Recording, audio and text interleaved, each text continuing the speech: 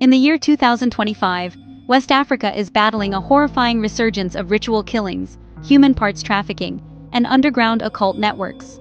Children kidnapped, bodies mutilated, organs sold for superstition and profit. And as these reports multiply, one message is becoming impossible to ignore. Not every practice deserves respect. Not every tradition deserves protection. Human life must come first. Always. Across Nigeria, Ghana, and Sierra Leone, police continue uncovering ritual murder sites linked to so-called money rituals, a belief that human organs can bring wealth, power, or protection.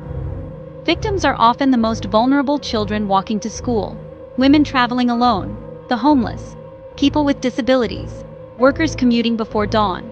The motive? Greed, power, election year desperation, and criminal networks that thrive in places where law enforcement is weak or overrun. These are not cultural differences. These are criminal atrocities, and calling them culture only protects the killers. Communities throughout West Africa are sounding the alarm. Parents keep their children indoors. Villages organize night patrols. Activists beg governments to act. Because when human parts trafficking becomes a business, no community is safe, and the violence does not stay local. Organ trafficking networks, ritual murder groups, and migrant smuggling rings often overlap. Once these networks establish routes, they expand across borders into Europe, Asia, and yes, toward North America. This is exactly why President Donald Trump's decision to pause third world immigration has gained so much praise from public safety advocates. Supporters argue the pause gives the United States a chance to strengthen screening, block criminal networks, and prevent dangerous rules from piggybacking on migration flows. Trump's policy is controversial, but many Americans see it as a protective measure, not an act of hostility. Because here's the truth: all human beings are equal, but not all belief systems are equal to their legal consequences.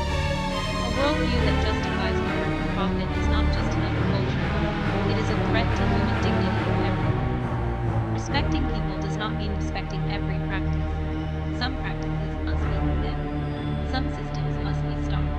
Human sacrifice, mutilation, and killing for spiritual gain are among them. West Africa's ritual crisis is a mirror, showing the cost of superstition, corruption, and failed governance.